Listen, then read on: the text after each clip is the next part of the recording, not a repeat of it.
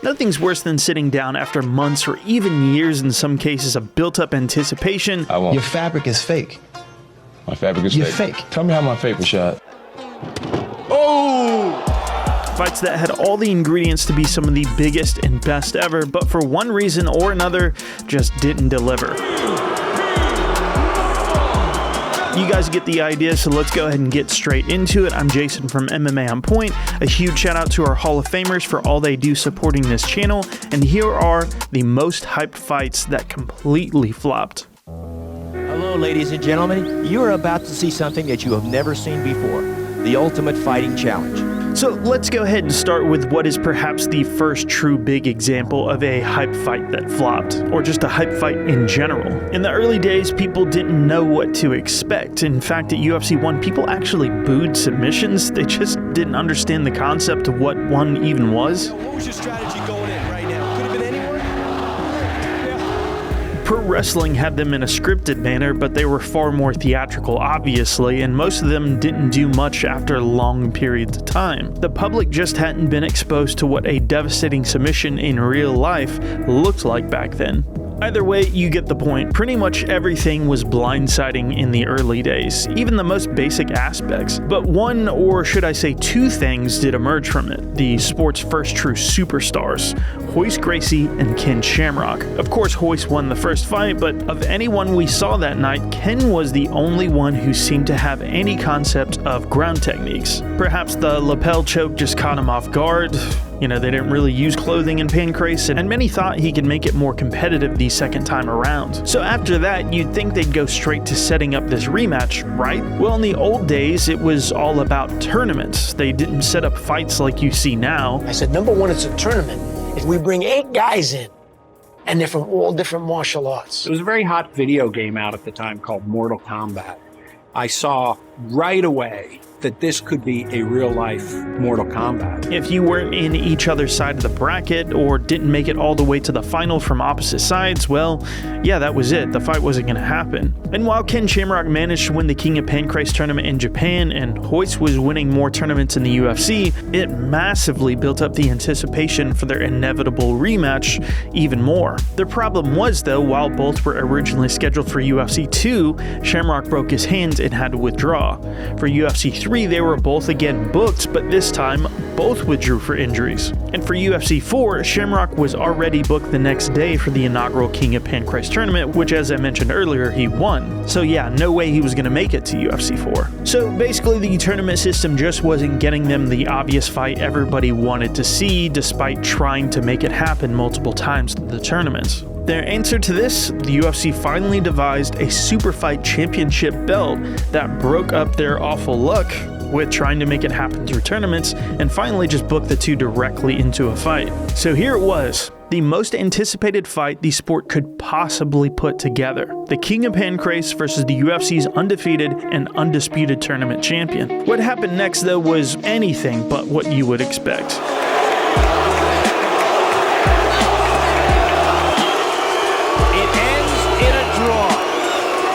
Yeah, you probably didn't expect chance of bullshit, did you? Well, the sport at this time had a few tragic flaws. For one, there was nothing to break up stalling, which meant for nearly the entire fight, Shamrock sat in Royce's guard, mostly just avoiding submissions and not much offense. Another flaw was that there were no judges, so you ended up with Shamrock just being so incredibly relieved and happy he didn't lose this time. Worse yet, there was basically just one round, nothing to break up all of these unbelievably long swaths of inactivity. So you pair that with there being no ref stand-ups, that right there is how you get one of the worst title fights in UFC history and one of the biggest flops for a hype fight ever. This is only 1995, by the way. The UFC going forward, though, did try their absolute best to make the Super Fight Championship work. After a great rebound with Shamrock getting an early finish on Dan Severn, it felt like maybe the second Royce-Shamrock fight was just going to be this weird anomaly. In fact, it was the opposite, though. This was one of the few bright moments the short short-lived title had. Case in point was now the oft-forgotten matchup between Shamrock and Oleg Taktarov that saw a lot of the same stalling tactics in the hoist fight all over again, and itself was unbelievably another draw. The chemo fight had a solid resolution, so there was a decent rebound there, but the fight that put the nail in the coffin for the super fight title was perhaps somehow even worse than everything else. Whether the fights were good or not, Shamrock was the defending super fight champion, the first King of Pancrase, while Dan Severn, in the year since their first matchup, had managed his second tournament win in the UFC. It was felt he was on top of his game and could bring something different to the second fight. It really felt like a true super fight booking in their rematch. But what happened instead was, well, a lot of this. I don't know if there's been one punch thrown in this overtime. Don't break the game plan unless you're forced to. Again, chance of bullshit. And what happened was an incredibly infamous turn of events. In Detroit, where this fight was held, this was one of the major breaking points in the early days of the UFC when political pressure was reaching a fever pitch. So as the UFC was literally fighting in courts up until the event, it was ruled that the UFC was far too violent and that absolutely no closed fist punches would be allowed at the event. Yeah, you couldn't punch. Hence why this fight is now infamously referred to as the Detroit Dance. A lot of movement, but not much else. And again, one of the worst fights in MMA history, let alone the UFC's championship history. What's crazy about this, though, is the UFC actually had to move their next event to another city for a similar reason, as the former UFC owner Bob Meyrowitz explained on the Lights Out MMA History podcast. We come back the next day and the judge says, you can do it here in Rhode Island as long as you follow the rules of the WWE. My lawyer gets up and says, Your Honor, WWE is not real. And the judge says, I've been watching it for 20 years. It is real. It's still real to me, damn it.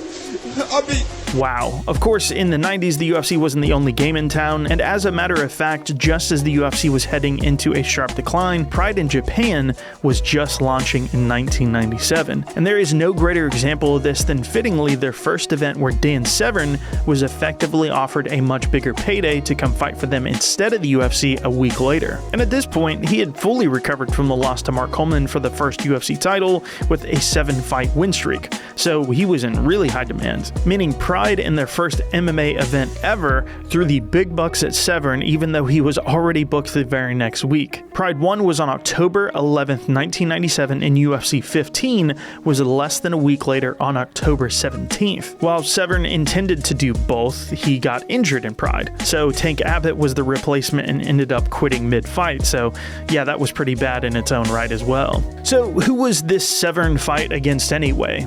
Well, it was the infamous cross-bearing Chemo Leopoldo.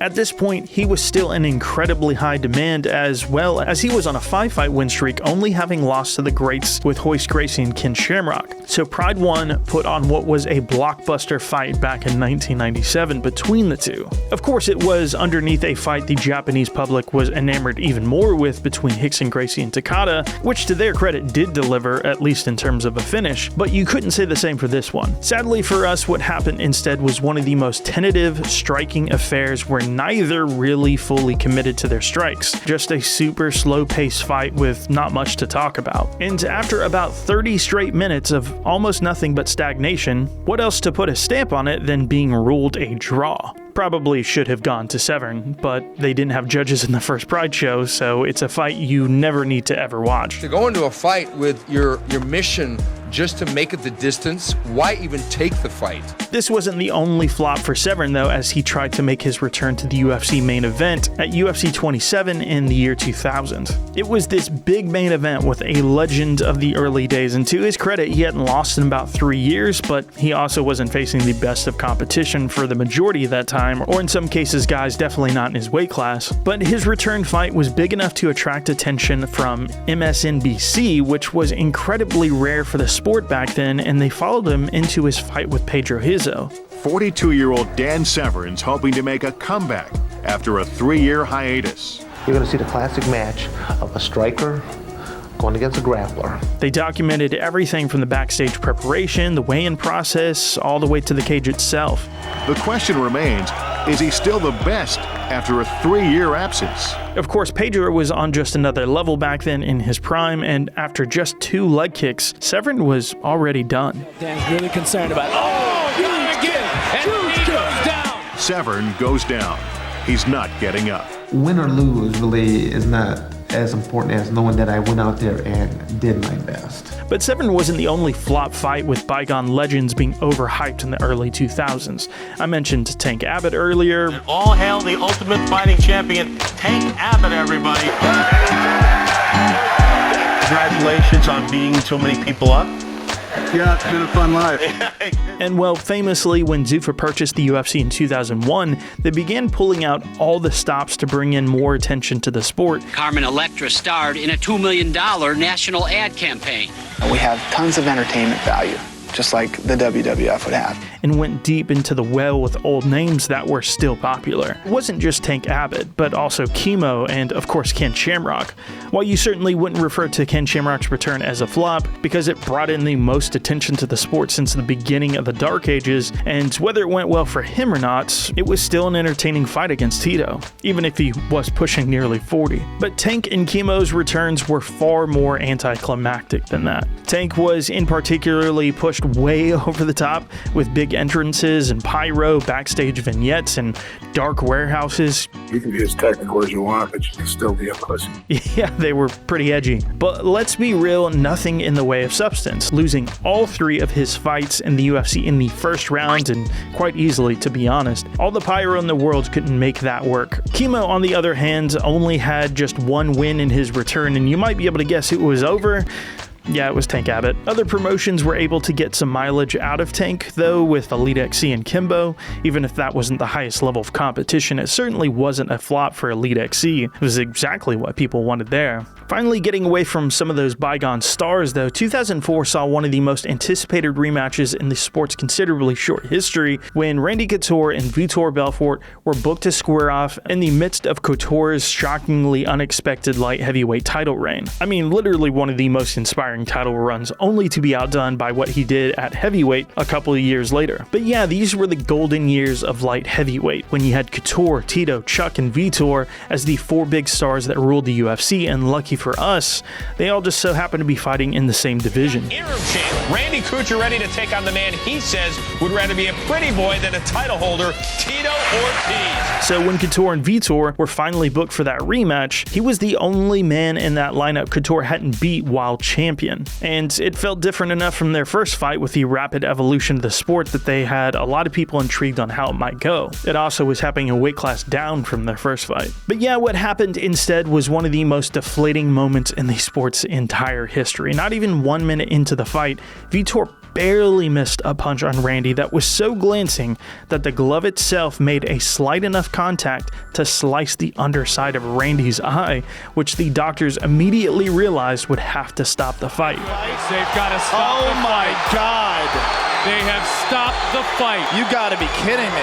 It was a freak accident, and there was literally nothing anybody could do about it. The fight hadn't even really started, and it was already over. I mentioned earlier how Ken Shamrock's first fight back in the UFC against Tito was a total success. Just so you guys know, right here on the left side of me, this is the MGM. That's where Ken Shamrock getting his ass kicked. And then after that, you guys want to come to an after party? About right here, that's my room. You guys come to my after party. So sensibly, the UFC decided to run it back. It was the biggest fight the UFC had back in 2002, so now in 2006, after the Tough boom and pay-per-view skyrocketing, this was one of the biggest fights they could put together. So on the back of the 2 hosting the ultra-popular Season 3 of The Ultimate Fighter, this was when the show was single-handedly saving the promotion. So them being coaches was a massive deal in their already white-hot rivalry. What the f*** you gonna do? Oh, come on, step aside, man. And the fight itself was going over well enough. Tito implemented his ground game.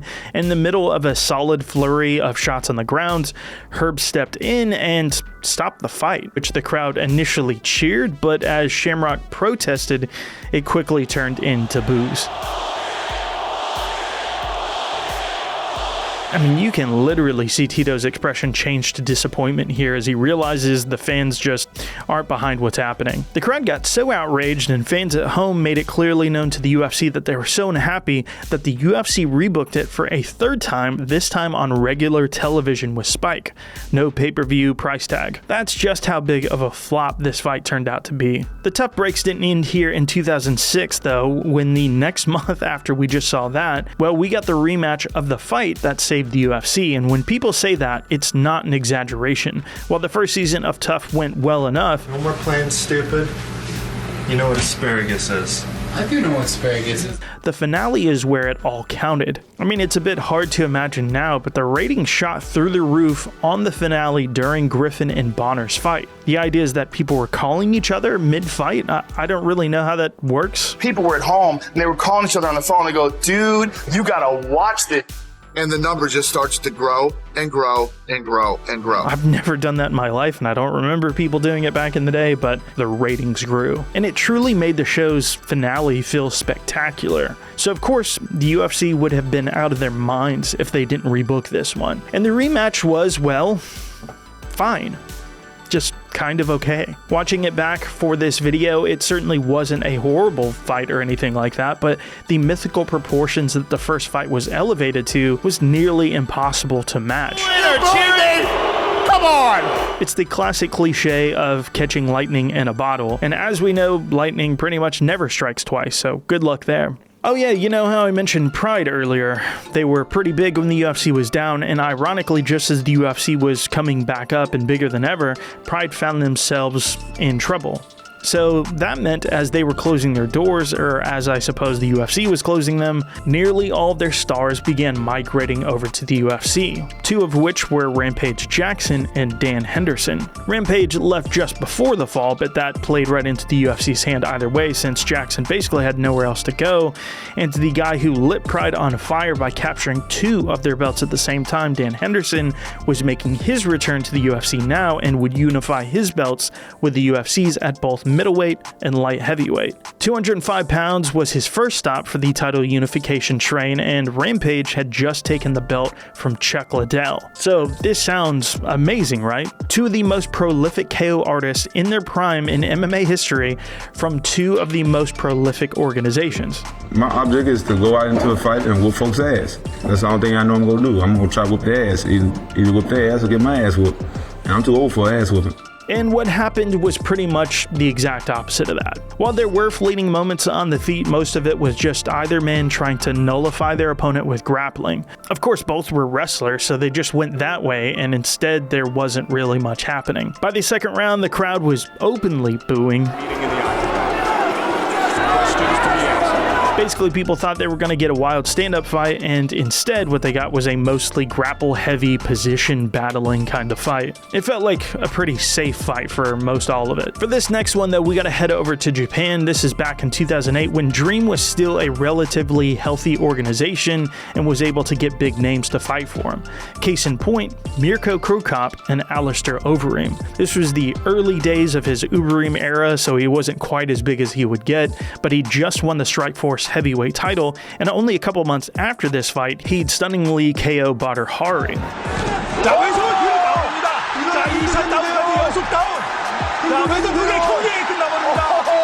And even before MMA, Alistair was a kickboxer, and of course Cro Cop was one of the best kickboxer crossovers in MMA history, and they were obviously two of the biggest men in the sport as well. So nothing but fireworks you would expect.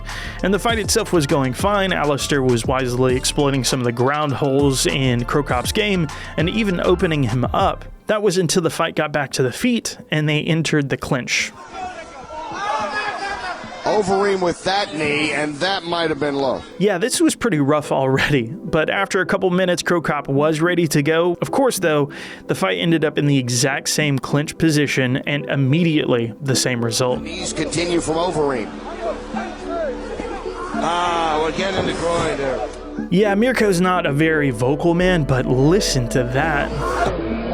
And as if the first foul wasn't bad enough, it became immediately apparent Cro Cop was in a ton of pain, and after about 3 minutes of Mirko just writhing in agony on the floor, word got back to the commentary booth the specific issue he was facing.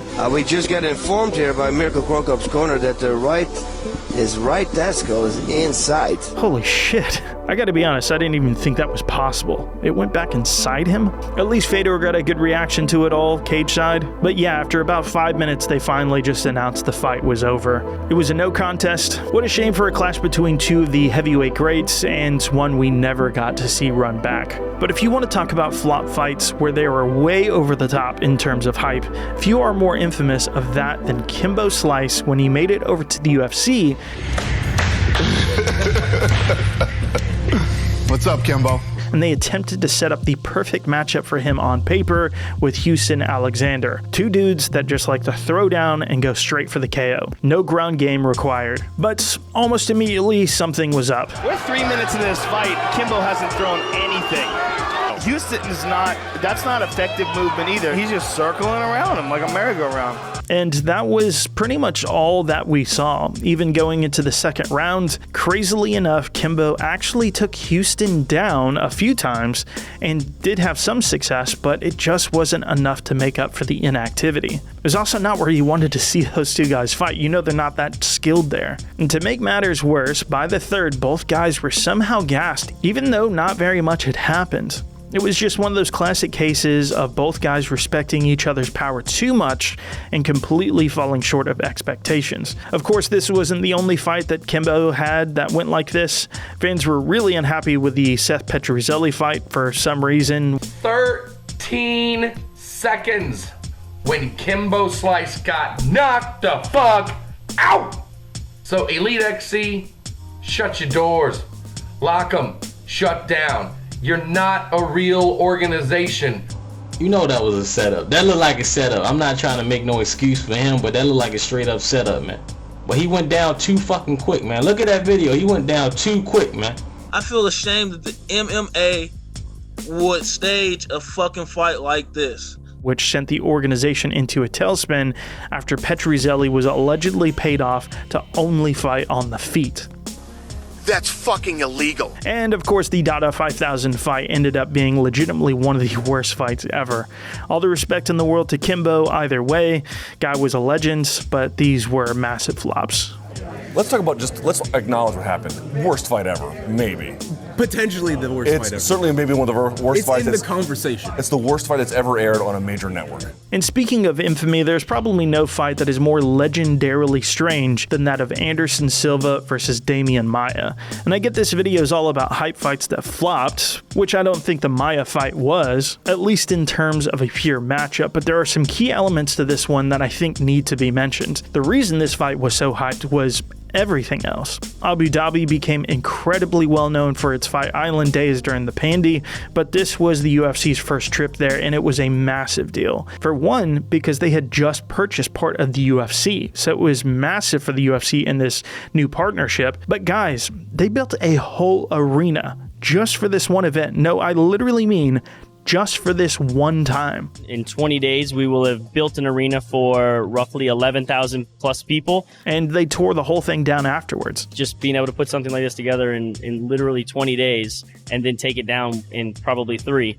So when the fight itself took place headlining UFC 112, it meant a hell of a lot more than the middleweight title. And we all pretty much know what happened here. 5 rounds of almost nothing but Anderson playing with his food and mocking Damian Maia in one of the most bizarre displays in MMA history. You know, I wasn't a fan of the yellow card system in Pride, but here's a time where I miss it. So when you hear what Dana had to say after the fight, it had so much more to it than what may have been obvious to the average fan. Is this your lowest moment as president of UFC? No doubt about it, absolutely, 100%. The people in this country, including the media, have really got behind this thing and with support like I've never, ever seen anywhere. You know, I'm really embarrassed. What did you say? I left in the 4th round and I gave the belt to Ed and I said, you put it on him. I'm not doing it. Anderson had a few others like this between Cote and Talis Leites, but none of the implications nearing that of UFC 112 debuting in Abu Dhabi. But as the saying goes, when it rains it pours. The very next pay-per-view after the UFC 112 Hindenburg was Rampage Jackson versus Rashad Evans. If this was a traditional list, this might just be number one, certainly in the top 3 most disappointing fights that didn't live up to the hype. When you want to talk about fighters hating each other, when you want to talk about a great build-up, when you want to talk about 2 fighters in their prime, a whole season The Ultimate Fighter, check all those boxes, star power, this fight had everything going for it. Treat me like a bitch, damn it, son. Treat me like a bitch right now. Back up, dude. Of course, though, there were a few hurdles, like Rampage getting injured, then postponing the fight, instead to leave and play Mr. T's most famous character, What's up, girl? B.A. Baracus in the A-Team movie. So when this fight finally went down in May of 2010, the anticipation was absolutely through the roof. This is a sport, but he's made it so personal. Your mouth don't rope checks that your ass can't cash. We're gonna find out who's real and who's fake. He talks a big game, but when it comes down to it, he looks for a way out. And I'm gonna help him with that way out. I'm gonna help him quit. We don't know if there's ever been a UFC fight where people have been looking for more tickets than this fight. So just so you know, I have no tickets to this fight. This fight is sold out. And you want to talk about non-title fight pay-per-view main events? Yeah, this sold over 1 million pay-per-view buys. Unless your name is Conor McGregor, that just doesn't happen. So, what went wrong? Well, like many others on this list, the disrespect they had outside of the cage didn't translate to how well they clearly understood their fight skills. Because there obviously was a ton of respect for each other's KO power. Not to say there weren't moments in the fight. The majority of round 1 was spent in the clinch or in takedown attempts. I mean, the crowd was booing by the final minute, not to mention some timidity breaks from the ref. And round 2 continued this trend of clinching against the cage, again to more boos from the crowd. Rampage finally had some success in the third, but wasn't able to capitalize on it, and again, most of their round was spent stagnantly grappling. Had the UFC allowed for 5-round main events for non-title fights like they do today, perhaps there would have been more of a resolution with that extra time to get it done, but this was before all that, and it just felt very anticlimactic and safe. It was pretty much the epitome of 2 guys fighting not to lose more than to win. Me having this damn thing, I kind of almost regret doing the damn movie and stuff now. I never fought under this much pressure before in my life. I normally perform well under pressure, and I still think I did good considering, everything. I still ain't forget the stuff he said. Kiss my black ass. By the way, do you guys ever wonder why the UFC doesn't do massive stadium shows? Well, I suppose when you're doing $20 million gates with a fraction of the logistical challenges involved in a gigantic 80,000-seater stadium, you can kind of see why. Limit ticket availability, and people will pay more for that exclusivity. Scarcity can be a very effective persuasion technique because it causes people to assign value to things they perceive as being less available. One exception to this, though, was when GSP was at the absolute height of his welterweight title reign, which was great timing for Jake Shields to finally make the jump to the UFC after years of being champion basically everywhere he went. Rumble in the Rock, Elite XC, Strikeforce, and he made the jump before the UFC bought Strikeforce, so he was able to play the market a lot better than some of those other guys. Yeah, I mean, I love having the title. I love being the champ, being called champ, but I'd rather be making a run at the UFC title than, being the champ anywhere else. What made this matchup so compelling, though, was how their ground games would match up, the BJJ grappling wizard versus the wrestling of GSP. And Shields had beaten pretty much everybody with a good name possible. Yushin Okami, Carlos Condit, Paul Daly, Robbie Lawler, Jason Miller, and most notably at this point, Dan Henderson, again, all outside of the UFC. He was unbeaten for 7 years and nearly double the wins of GSP's streak since the Matt Serra loss 4 years prior. So the UFC went all out for this one. They went to the Rogers Centre in Toronto, Canada, of course GSP's home country, selling more than 55,000 tickets, which at the time was not only an attendance record-shattering event, but also a live gate with more than $12 million in ticket sales. So in terms of live attendance, it was literally the biggest event in UFC history at that point, which by the way has only been topped in attendance by Rousey and Holm in 2015, which was only a bit over 1,000 more at 56,000. So yeah, this card was kind of a big deal. You want to win or you want to finish, but that's the main thing. And For this fight, the bar has been raised very, very high, like it never been raised before. You know, Jake Shield is a champion, so this belt right here doesn't belong to me. The way I see this fight is this belt gonna be in the middle, and Jake and I will fight, and the winner will take it. I don't think it's going to be easy, but I think I can find some holes in his armor. I just think I'm a different fighter than he's faced. I plan on bringing a ton of pressure to him and bringing the fight to him and bringing him out of his element. We're gonna blow people's minds on Saturday. What happened, though, was an albeit predictably uneventful main event where Shields just wasn't able to get anything going on the grounds, and definitely not on the feet, and was at the mercy of St. Pierre's superior and strategic striking. The crowd did go home happy with their home champion on top, but was it some legendary fight that lived up to the hype? No, not at all. I'll be honest with you guys, this is the first time I've watched this fight since seeing it nearly 15 years ago live.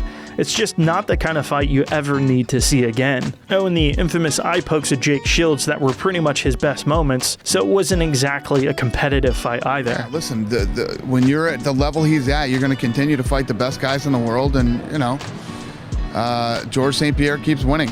He keeps winning. He isn't catching anybody with any exciting front kicks or anything like that, but he's a winner. The same could be said here about GSP's monumental fight with Nick Diaz, in that case with a bigger pay-per-view buy rate. But while it was dominant and great for GSP again, in either case it was just the challengers being soundly outpointed and they couldn't get anything going. And like a few of these other ones, again, it's kind of back-to-back. Just a couple of months after this, in June of 2011, the UFC hadn't quite stripped out Strikeforce's talent, who they just purchased earlier in the year, and this was the biggest fight perhaps outside of the UFC in the last 15 years, and that was Alistair Overeem, this time at the absolute hype of the Ubereem era, against a longtime rival in Fabricio Verdum, who, by the way, just dethroned the great Fedor Emelianenko, the first real loss on his record ever. No one counts the Kosaka fight. Was it a big shock? No. Alistair had just picked up, unbelievably, not just another title in Dream over Todd Duffy, even if it was just kind of a random last-minute thing, but he also, more impressively, won the K1 kickboxing tournament. And yeah, he did this all in the same month back in December, so this fight could not have been any bigger than it was. Verdum already had a win over Overeem back in the day, so it was a great rematch too. Unfortunately though, Verdum understandably recognized what he was up against. Overeem had yet to fail any drug tests and was clearly pushing the juice harder than ever, and being the kickboxer that he was, Verdum had absolutely zero interest in letting him use that. Over the course of 3 rounds, Verdum flopped to his back in the hopes of instigating the fight on the ground an astounding 24 times, with 14 of those in the first round alone. Yes, I actually counted as I watched.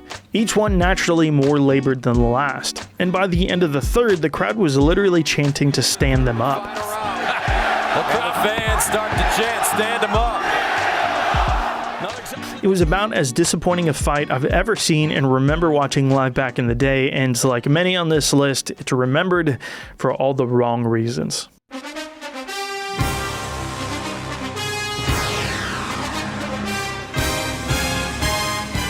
To wrap up 2011, there was more great news for the UFC though. They had purchased their last great competitor in Strikeforce in the first quarter, and now they were debuting on national television for the first time in their history. I'm Joe Rogan, and I'm very excited that you're able to join us today for this historic moment for Fox Sports and the UFC. To kick things off, I'd like to introduce the distinguished executives who we have available to make today's historic announcement and answer your questions. Also joining us today from the UFC are former UFC champion Rashad Evans,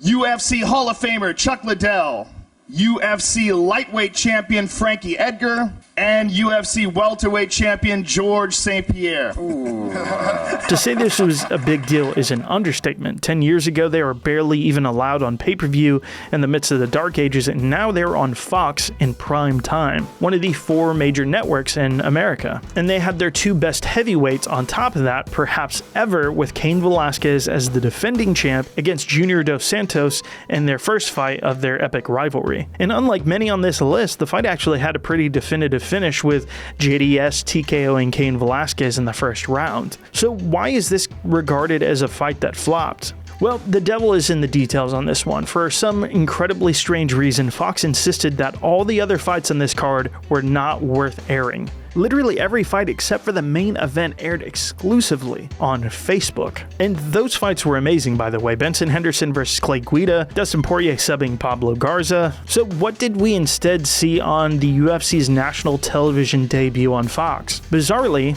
just a panel discussing the main event for an hour. You could literally see the fights happening behind them. And so that's what made the incredibly short fight between JDS and Kane suffer in the end. This build-up for over an hour that we were about to witness an incredibly back and forth war just for it to last only about a minute.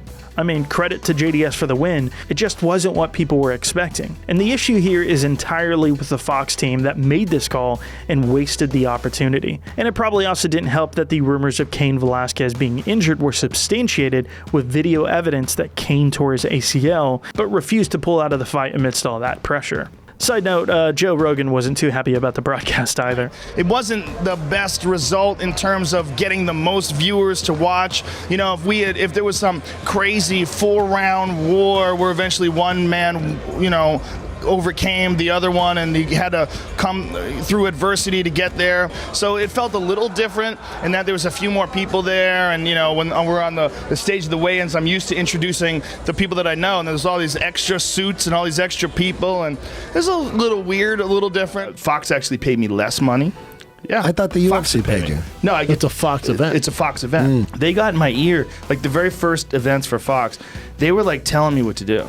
They were like telling me to take it down a notch. Don't be so amped up about that. Yeah. And I was like, what are we doing here? I go, listen, I do commentary. This is what I do. I've been doing it forever. This is how I do it.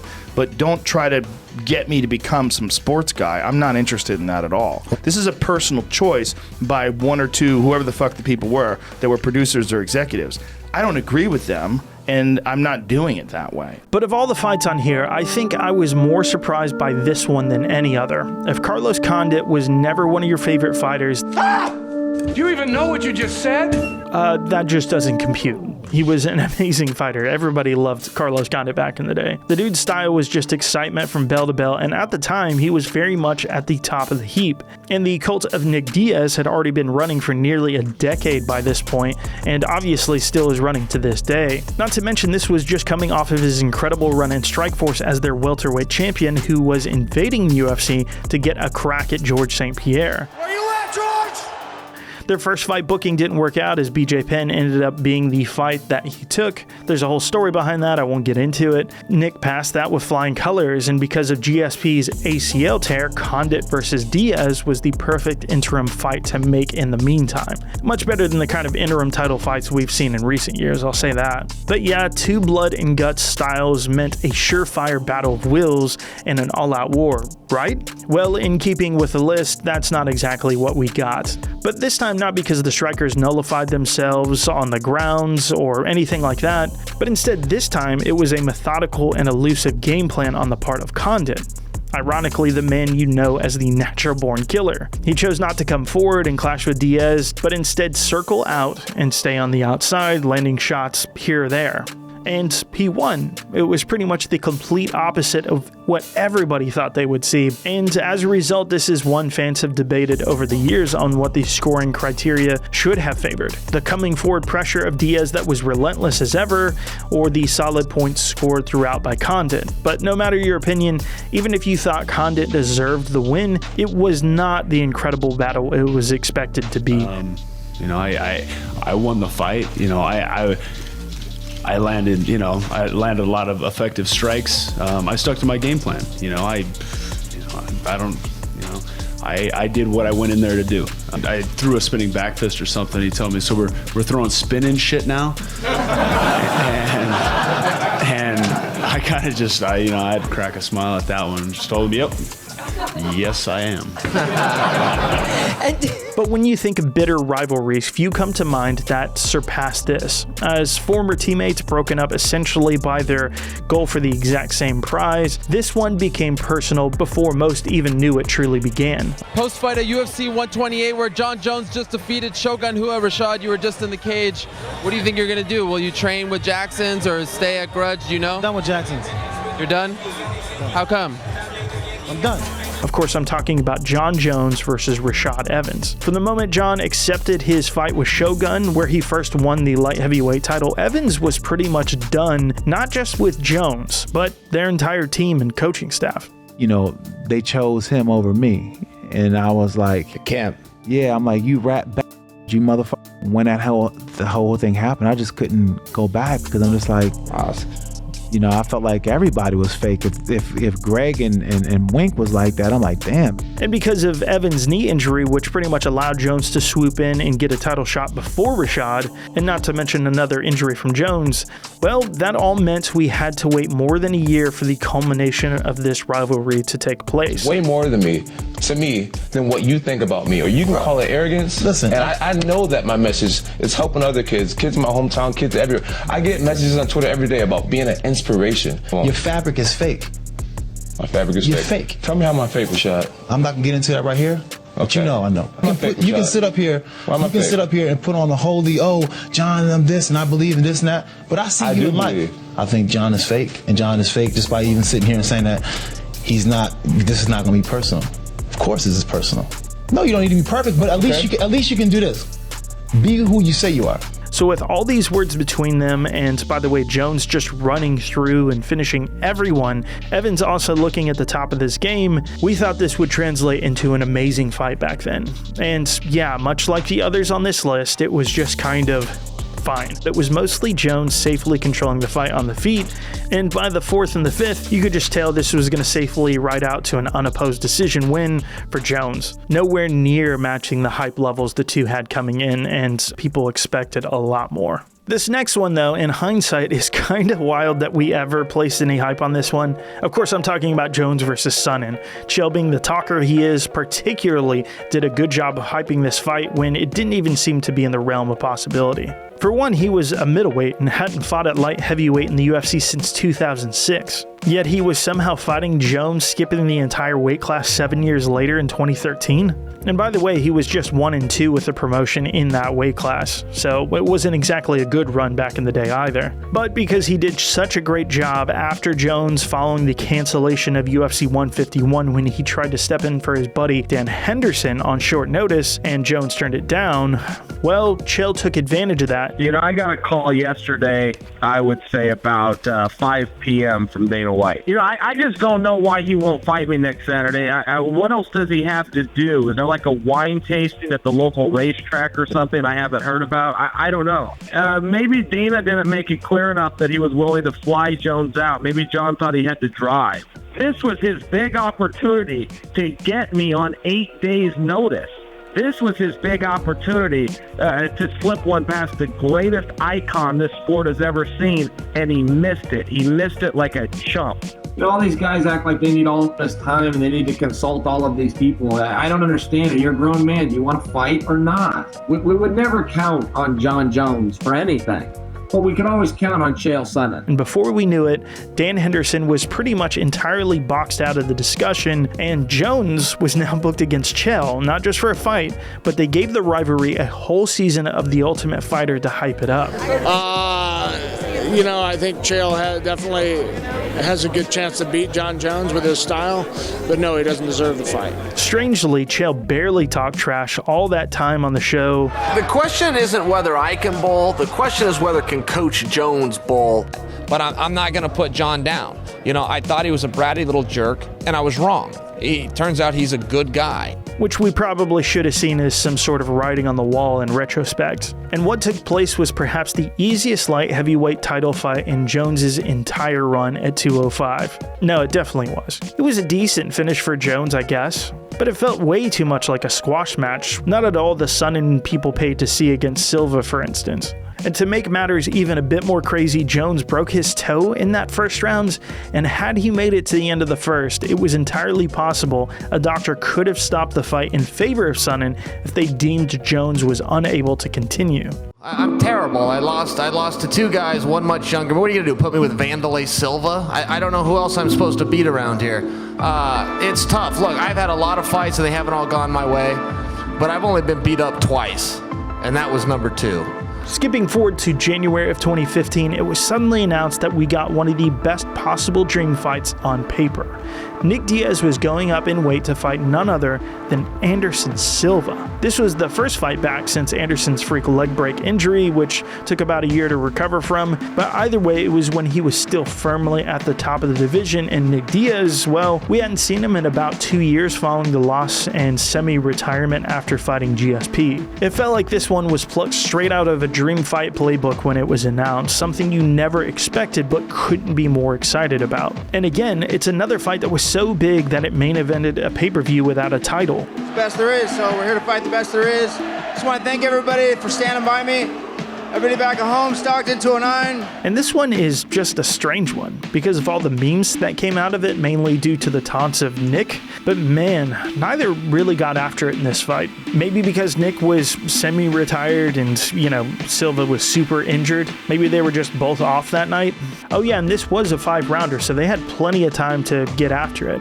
It just never really popped off. And no matter how I look at it, it's a pretty huge letdown from all that hype. Yeah, I obviously, with a lot of other people, I'm sure, expected more of a punch output from both guys. It was kind of weird. They'd clinch up and throw some punches. It just, I don't know. It wasn't a fight that really flowed. It's just really crazy, coming out here and I'm kind of tired of being a loser, I'm still here, but I'm obviously losing all these fights. It's just,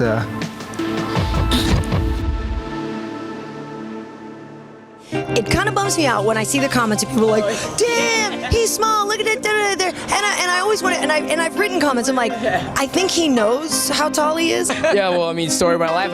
Look at our height difference. In recent years, Demetrius Johnson has rightfully gotten the respect he deserves for all the accomplishments he achieved over the years.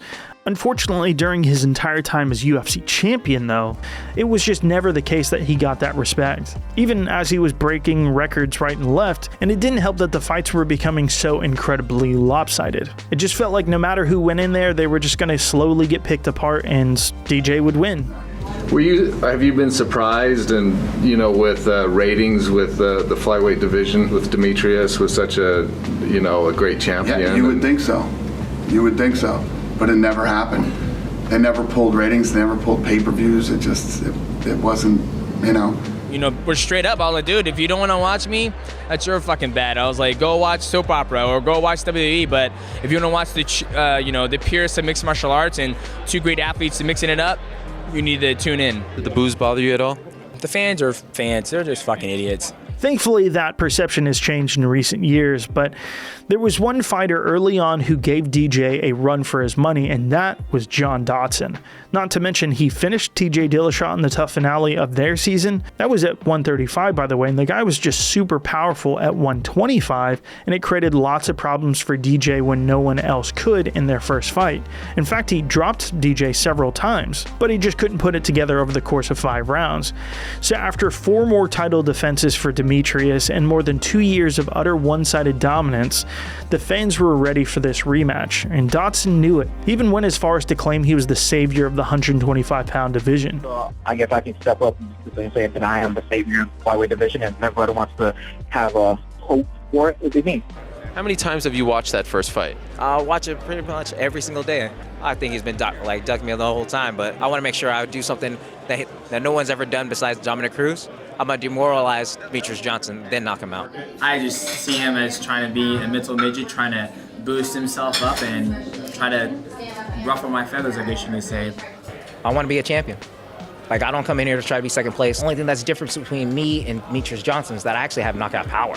So then, what happened after all that? Well, yeah, pretty much nothing. DJ shut down his offense over the course of 5 rounds, and truthfully, I just watched it again. There are no real highlights in this fight. Dodson just getting solidly outpointed for 25 minutes straight. It was the best and worst part of DJ's title reign. He just was so good and made nearly everyone look like they didn't belong. But on the same token, doing it to incredibly dangerous fighters meant getting it done in an exciting fashion wasn't always the best option. I know the fans have the right to do whatever they want. They pay their money, but you're always going to have drunk dummies out there that, we're at the last 5 rounds of, these guys have been here since 5:30 drinking. I don't know what they expect.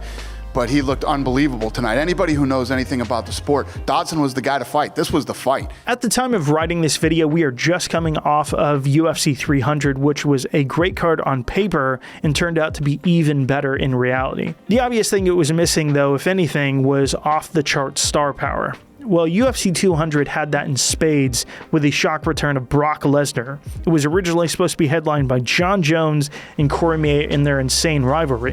What's this guy gonna do to mess this up this time? I beat you after a weekend of cocaine. And prostitutes.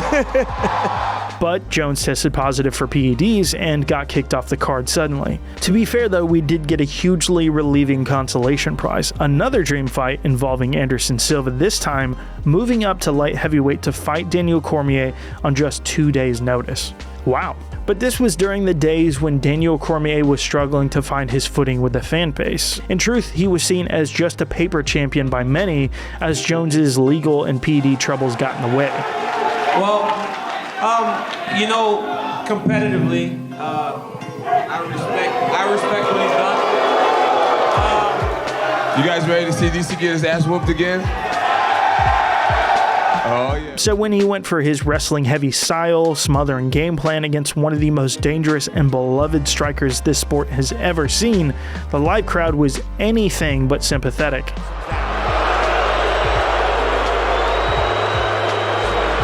The audience is chanting, stand up.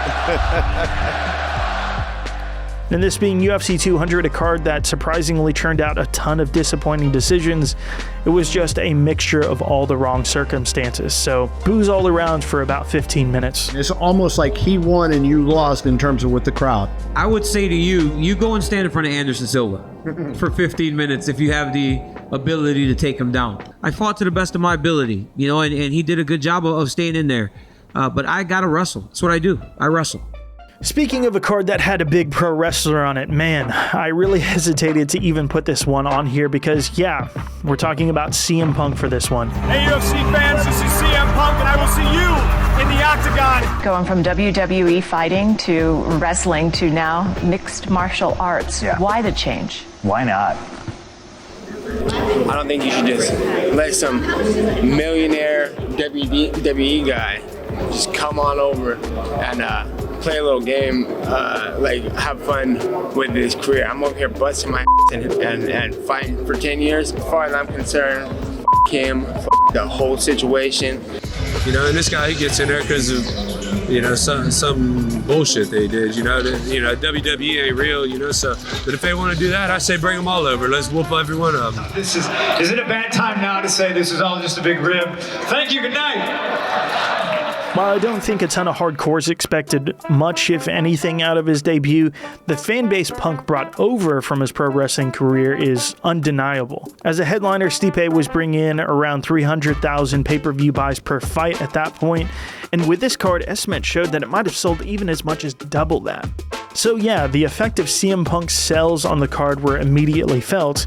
Obviously, that means a ton of new people. So whether the hardcores bought into this hype, clearly a few 100,000 people did. And to be fair, the UFC did just about everything they could, pretty much hand-selecting him an opponent with Mickey Gall, bringing him into the promotion at 1-0, and then facing him off with Mike Jackson just pretty much to make him look good. And then they had a reality show based around Punk's training, and yeah, nearly 2 years of build-up since he signed at the end of 2014. Again, the sales proved that hype would work, bringing in a ton of fans, and sadly for CM Punk, all the hype in the world couldn't help him as Mickey Gall pretty much completely shut him down and subbed him in just over 2 minutes. What are you most comfortable doing? I'm comfortable on the ground. Yeah, whether I get taken down on my back, I'm confident in my ability to stand back up. I'm confident in my jiu-jitsu.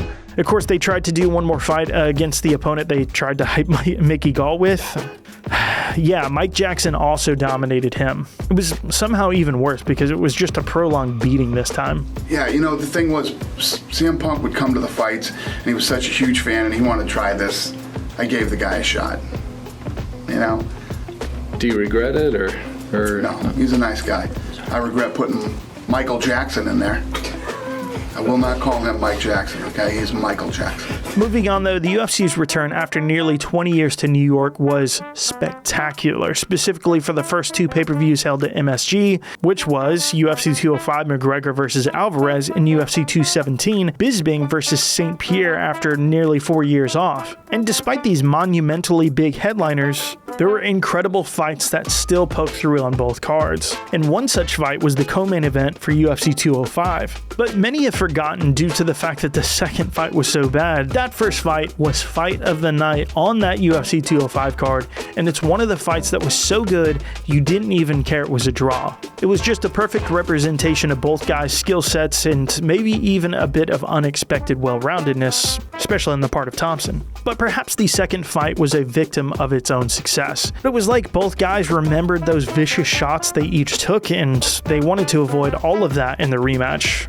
And yeah, it looked like it too. The guys threw almost nothing over the course of the entire 5-round affair, respecting each other's skills way too much. Thompson took some huge shots at the end, but was far too late after 4 rounds of almost nothing. To date, it might be the worst high-profile rematch I've ever seen. When I was out doing a radio tour for this fight, I said, you've all seen the first fight. How can the second fight be not be good? So I guess it doesn't matter what the first fight was like. Woodley came out and made some big claims before the fight that we would have a definitive answer on who's the champion and things like that.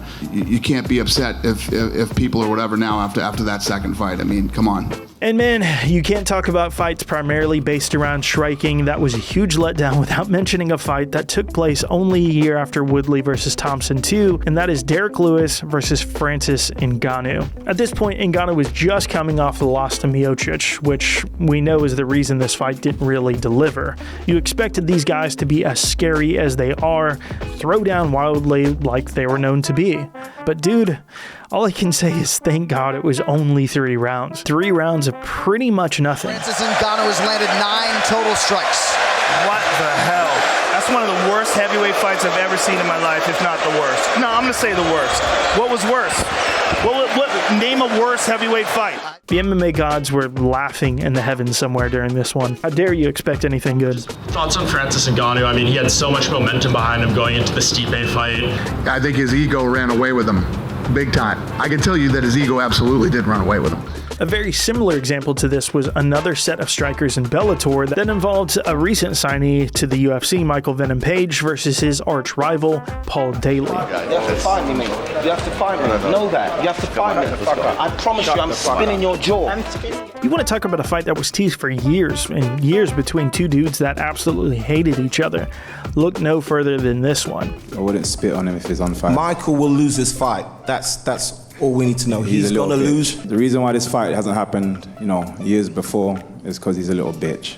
Like, sometimes I get a little bit frustrated when people are asking me how I feel about Michael Page and all that. I'm like, are you watching what I'm watching? You hate me, bro. I don't hate you, Mike. I love you, Mikey. I love you. Bro. February 16th, we're gonna fight. He's gonna get knocked out. That's it. Okay. He's gonna get knocked out. Yeah, trust me. Yeah, that's true. He's going to get knocked out. Yeah, hold on, guys. Let's keep it. Hold on, guys. Hold on. Time out. And when it finally got booked for Bellator's welterweight Grand Prix, fans were pretty much openly salivating that they were finally going to see this go down. Unlike the last example where the 2 dudes just stood in front of each other for 15 minutes, shockingly, Daly went the McGregor route. And now they, you're a wrestler. Paul Daly and Michael Page. And again, Daly looks for the takedown, gets it, even though it was a long-range shot. If he's fighting a wrestler, it's not right that the wrestler takes him down, but now that he's fighting Venom Page, I think I'm going to employ that wrestling stuff. Yeah, he took down MVP a ton. So it turned into the guys fighting a style neither were particularly good at, and when it did go to the feet, we saw almost nothing there either. It was one of the longest build-ups on this list, with rival English fighters from rival gyms feeling the pressure of the moment and taking their feet off the gas pretty much the entire time.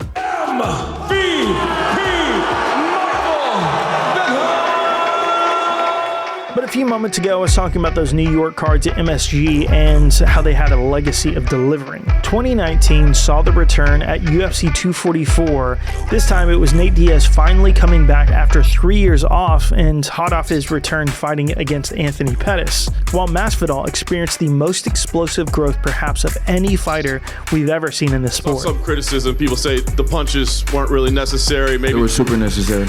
So I had to give him the 3-piece with the soda.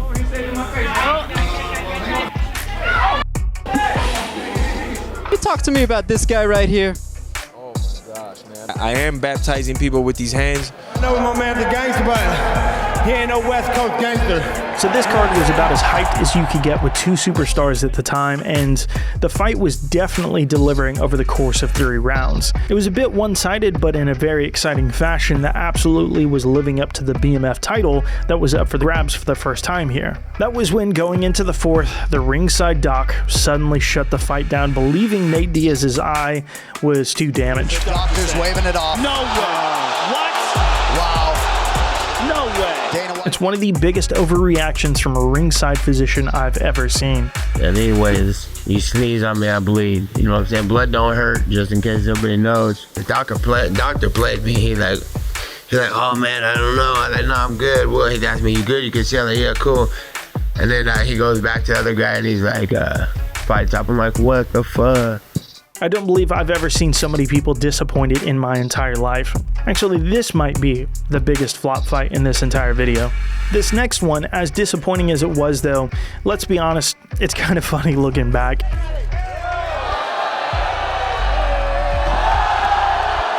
It was the very last card before the world sunk into isolation with the pandemic, and on paper, it was again just one of those perfect style clashes. An incredibly dangerous power puncher in Yoel with a skeleton seemingly made of animatium.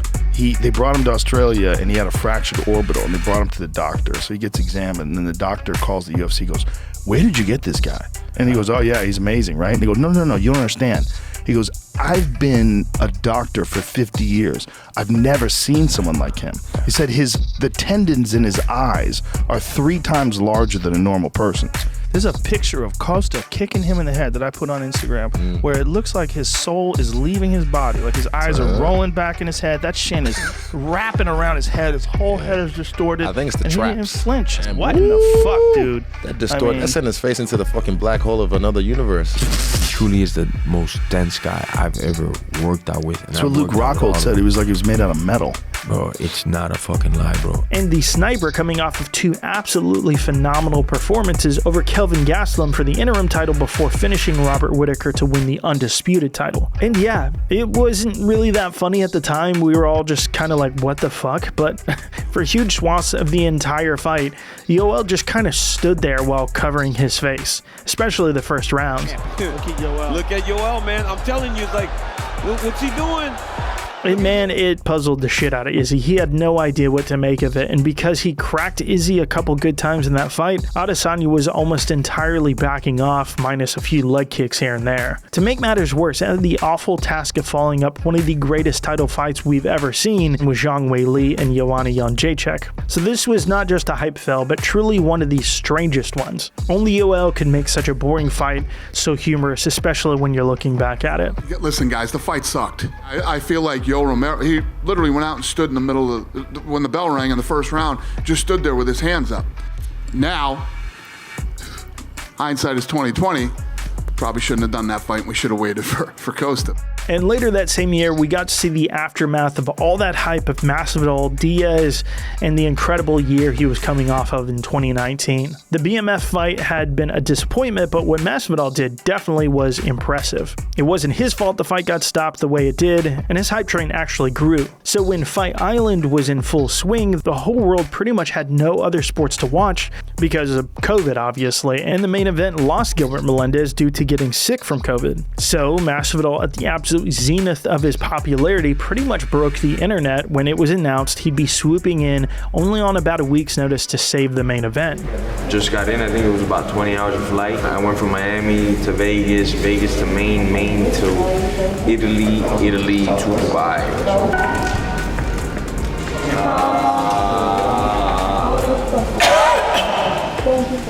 Shouldn't we be a little bit worried about you then? To lose 20 pounds in like 6 days? Ain't that gonna zap you a little bit? Yeah, it's the law. I know I'd do it later, bro. Let's go, let's just get this shit over with. And old Marty from Nebraska wasn't looking too bad himself, coming off of what was legitimately one of the best fights of 2019 against Colby Covington in their first fight. But man, we shouldn't have expected so much out of this one. Other than the Colby fight, Usman's strategy back then was almost entirely comprised of wrestling-heavy, controlling tactics. The Woodley title win, Damian Maia, 30% against Emil Meek. He had all the incentives to utilize that skill set when Street Jesus was baptizing pretty much everybody leading up to it. And of course, that's exactly what happened. Usman doubled and even tripled down on his wrestling game plan for the entire fight, where a last-minute replacing Masvidal was coming in without a fight camp and not even in top form. Foot stomps, am I right? Yeah, played out the way that I thought it might. I thought that if George didn't catch him with something, you know, that's the way the fight would go. And finally, we're about to get down to the last one chronologically in this video, and yeah, there's kind of a big gap here. You could put Rose versus Esparza, but I don't think a single person was hyped for that. If anything, we all thought Rose would go right through her. Maybe you could put in DC versus Miocic. Maybe you could say the return of Cejudo versus Aljo, but Aljo always fights like he did against Cejudo, so it wasn't unexpected that that might be boring. It was two wrestlers. In terms of fights that you would truly say are super hyped, we've actually been pretty lucky for the most part over the last few years. The Conor Poirier fights went pretty well. Injury or not, it was still pretty good. One notable exception to all that, though, is Edwards versus Covington. Whether you're a Colby fan or not, he's a great fighter and can be really fun to watch. And generally what he is known for is an incredibly frenetic pace as long as it goes. If it's not what he did to Robbie over 5 rounds, it's either the Usman fights on the feet. While Edwards isn't necessarily known for putting on the most exciting fights, sometimes he does, but it was the bad blood, manufactured or not by Colby, that got everything turned up to 11 when he insulted Leon's father, who passed away when he was a child. I'm bringing you to 7th layer hell. We'll say what's up to your dad while we're there. Oh! Wow! Guys, Kleenex and fucking, you better get the tissues ready. That all aside, Trash Talk definitely took things up a notch, so it definitely had the intended effect of boosting interest, and it created the expectation that the two were going to try and take each other's heads off. After that press conference, or during, in the middle, or whatever, pay-per-view shot up 25%. Instead, though, whether it was the long layoff or Colby looking to avoid what just happened to Usman, he was definitely a bit gun-shy. And Leon, yeah, he just doesn't always put on the most exciting performances. Sometimes it ends well, other times it just doesn't. Didn't matter who you were a fan of, at the end of that fight, boos were raining down in that entire arena. And you never know, once you start getting up into your mid-30s, when you're going to show up and just not look like you anymore. You know, Leon looked good. Leon looked fast. Colby just looked slow and old tonight. Damn, guys, during the edit, I definitely hated myself a little bit for having to go through this really long video. Now that it's over, though, all good. It's really fun to do an epic list like this, and if you stuck around the whole way, I super appreciate you guys hanging out. And speaking of thank yous, I definitely want to give a shout out to our Hall of Famers that help shape videos just like this one, and of course, make it possible by supporting the channel. If that sounds cool to you, then hit the join button below. Otherwise, enjoy the rest of your day, everybody. I'll catch you on the next one. Peace.